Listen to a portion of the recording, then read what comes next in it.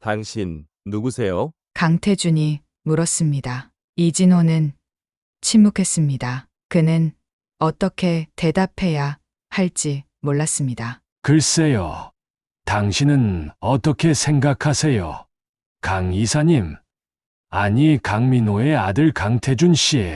이진호의 입에서 생각지도 못한 말이 나왔습니다. 그것은 마치 오래된 기억이 스스로 말하는 것 같았습니다. 강태준의 얼굴이 창백해졌습니다. 그는 마치 유령을 본 것처럼 뒤로 물러섰습니다. 과연 이진호의 정체는 무엇이었을까요? 새벽 5시 이진호의 알람 시계가 울렸습니다. 67세의 그는 오늘도 해강조선의 청소부로 일할 준비를 했습니다. 오늘도 좋은 하루가 되겠군요. 이진호는 매일 아침 자신에게 건네는 인사를 잊지 않았습니다. 작은 원룸에서 혼자 사는 그에게 이 습관은 하루를 시작하는 작은 의식과도 같았습니다. 해강조선은 부산의 자랑이었습니다. 35년 전 설립된 이래로 세계적인 조선회사로 성장했습니다.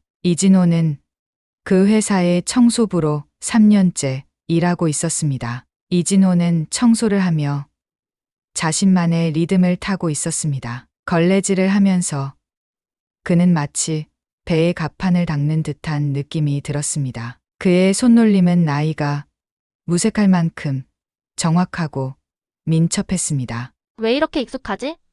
그는 종종 자문했습니다. 3년 전 부산의 한 병원에서 기억상실증을 앓은 채 발견된 그는 자신의 과거를 모두 잃어버렸습니다. 그가 기억하는 것은 자신의 이름, 나이, 그리고 조선소에서 일한다는 흐릿한 기억뿐이었습니다. 7시가 되자 직원들이 하나둘 출근하기 시작했습니다. 대부분의 직원들은 그저 무심하게 지나갔습니다. 진호 아저씨 오늘도 일찍 오셨네요.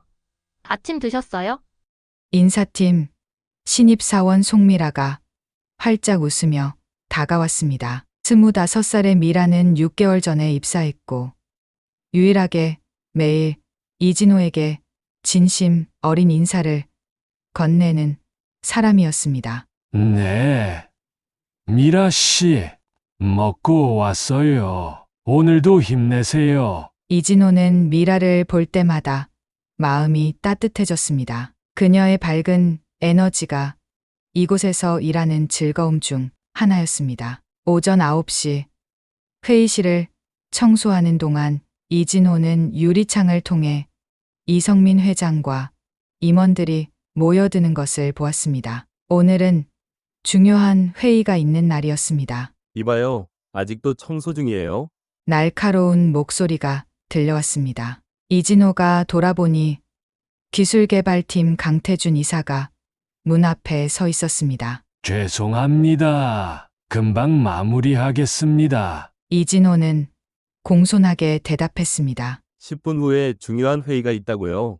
지금 당장 나가세요. 강태준의 목소리는 차갑고 단호했습니다. 이진호가 문을 향해 걸어가는데 갑자기 강태준이 그의 앞을 가로막았습니다. 그리고 다음부터는 내가 있는 곳에서 청소하지 마세요.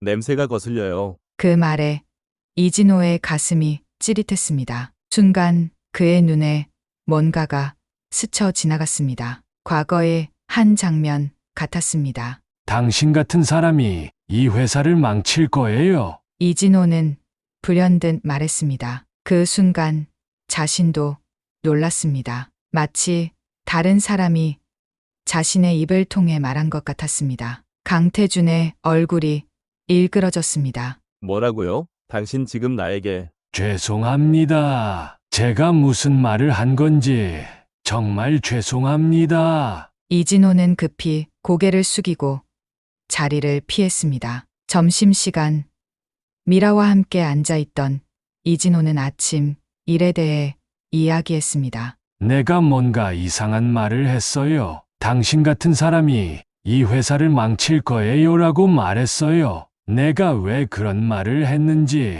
혹시 과거에 강 이사님과 알고 지내셨던 적이 있나요?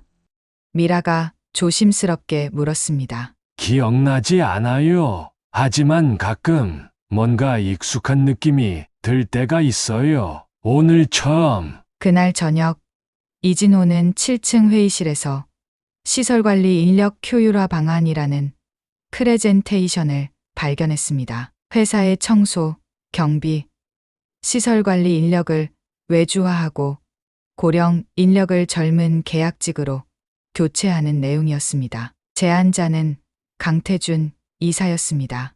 회장님, 이 계획이 정말 실행될 예정인가요? 이진호가 이성민 회장에게 물었습니다. 아직 결정된 것은 없습니다. 하지만 기업은 변화해야 살아남는 법이죠. 다음 날 미라는 이진호에게 해강조선의 창립 이념에 대해 이야기했습니다. 사람이 먼저라는 말은 우리 회사의 창립 이념이에요. 창립자이신 이성민 회장님의 아버지께서 항상 강조하셨다고 해요. 창립자의 이름이 뭐였죠? 이진호 회장님이었어요. 근데 아저씨와 같은 이름이네요. 이진호 회장님은 어떻게 되신 거죠? 10년 전쯤 설계실 화재 사고로 돌아가셨다고 들었어요. 세계적인 선박 설계자로 바다의 다빈치라고 불렸대요. 이진호의 머릿속에서 무언가가 깨어나는 듯했습니다. 그날 오후 그는 옥상 정원을 청소하다 한 구석에 놓인 동판을 발견했습니다. 해강조선 창립 1990년 창립자 이성민, 공동 창립자 이진호. 그 순간 강렬한 이미지가 그의 머릿속을 스쳐 지나갔습니다. 젊은 시절의 자신과 이성민이 함께 있는 모습. 이것은 나. 이진호는 점점 더 많은 기억을 되찾기 시작했습니다. 그는 해강조선의 공동 창립자였습니다. 세계적인 선박 설계자였습니다. 이성민은 그의 제자이자 조카였습니다. 10년 전 설계실 화재 사고가 있었고 그는 살아남았지만 기억을 잃었습니다. 어느 날 이진호는 미라의 설계를 보게 되었습니다. 그것은 자신이 10년 전에 완성했던 친환경 선박 설계와 놀랍도록 유사했습니다. 이건 정말 놀라운 설계네요. 이진호의 목소리가 들렸습니다. 정말요? 강 이사님은 이게 현실성 없는 꿈이라고 했는데 아니에요. 이건 매우 현실적이고 혁신적인 설계예요. 이진호는 자신도 모르게 전문가처럼 설명하기 시작했습니다. 진호 아저씨, 어떻게 이런 전문적인 내용을 알고 계신 거예요? 이진호는 9층의 옛 설계실을 찾아 작은 금고를 발견했습니다. 그가 금고의 다이얼을 돌리자 열렸고 안에는 그의 친환경 선박 설계도가 있었습니다. 여기서 뭐 하세요? 강태준의 날카로운 목소리가 들렸습니다. 당신 누구세요? 강태준이 물었습니다. 글쎄요. 당신은 어떻게 생각하세요? 강 이사님. 아니, 강민호의 아들 강태준 씨. 이진호의 말에 강태준의 얼굴이 창백해졌습니다.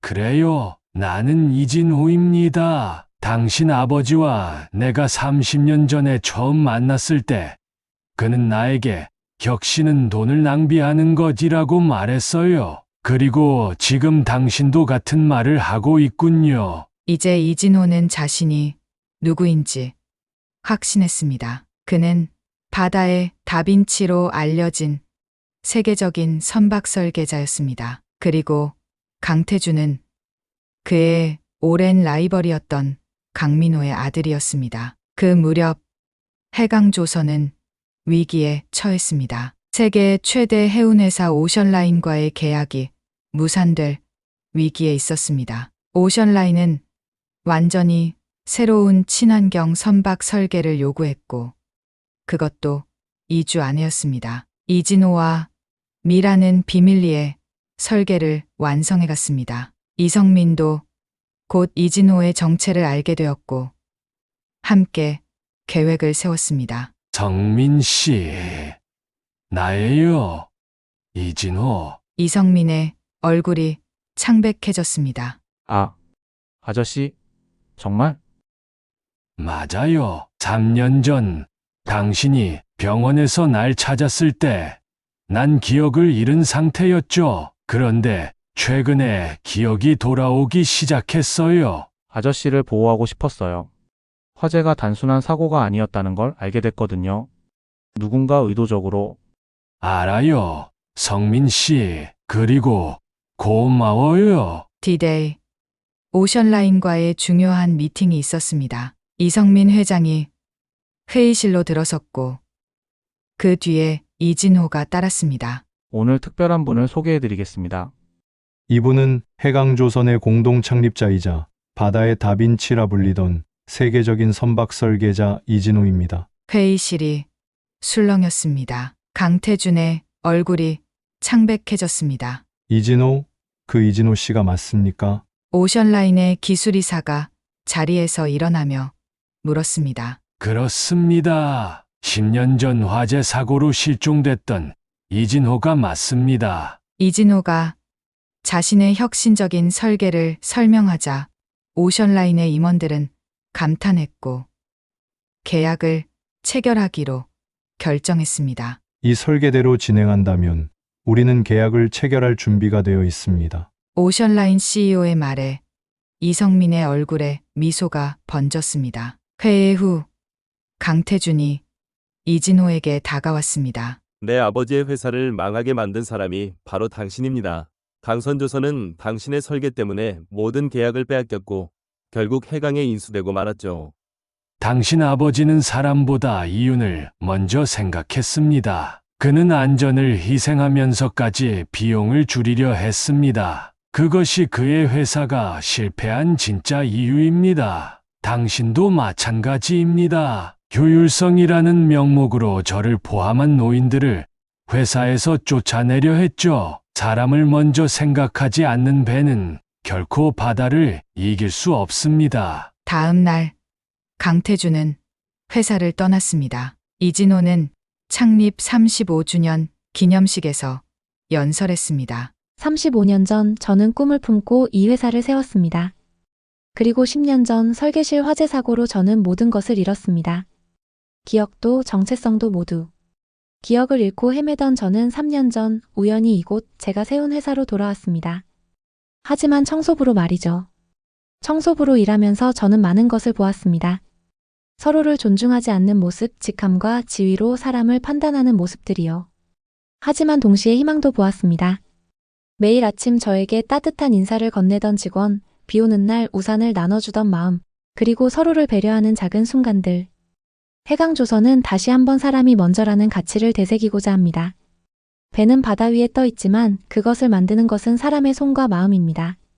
이진호는 인재육성원을 설립했고 미라를 인재 책임자로 임명했습니다. 그는 여전히 가끔 청소부 복장으로 로비를 청소했습니다. 회장님은 왜 아직도 청소를 하세요?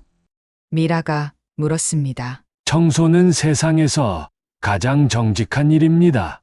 더러운 것을 깨끗하게 만드는 일이죠. 설계도 마찬가지예요. 세상을 더 나은 곳으로 만드는 일이니까요. 해강조선 로비에는 새로운 동판이 설치되었습니다. 사람이 배를 만들고 배가 바다를 만든다. 이진호. 어느 날 저녁 미라는 이진호에게 물었습니다. 왜 처음부터 누구신지 말씀하지 않으셨어요? 처음에는 선택이 아니었습니다. 기억을 잃었으니까요. 하지만 기억이 조금씩 돌아오기 시작했을 때 저는 좀 더 지켜보기로 했습니다. 제가 세운 회사가 어떻게 변했는지 알고 싶었거든요. 그리고 깨달았습니다. 사람은 직함이나 지위가 아니라 어떻게 다른 사람을 대하는지로 판단받아야 한다는 것을요. 미라 씨는 제가 누구인지 모를 때도 저를 존중해 주었습니다. 그것이 미라 씨의 진짜 모습이죠. 그저 당연한 일을 했을 뿐인데요. 세상에 당연한 친절은 없습니다. 모든 친절은 선택입니다. 이진호는 인재육성원에서 젊은 엔지니어들을 가르쳤습니다. 배는 단순한 쇠덩어리가 아닙니다. 바다를 건너는 사람들의 꿈과 희망이 담긴 공간이죠. 어느 날 이진호는 청소부 시절의 자신과 지금의 자신이 어떻게 다른지 미라에게 물었습니다. 다르지 않아요. 회장님은 항상 회장님이었어요. 단지 제가 몰랐을 뿐이죠. 바다의 다빈치는 창가로 다가가 조선소를 내려다보았습니다. 젊은 엔지니어들이 열정적으로 일하는 모습이 보였습니다. 그들의 눈빛에는 미래에 대한 꿈이 담겨 있었습니다. 이제 진짜 시작이구나. 그의 말이 바닷바람에 실려 멀리 퍼져나갔습니다. 이진호의 눈빛에는 깊은 만족감과 새로운 희망이 담겨 있었습니다. 바다의 다빈치는 다시 한번 바다를 향해 나아가고 있었습니다. 사람이 배를 만들고 배가 바다를 만든다. 이진호.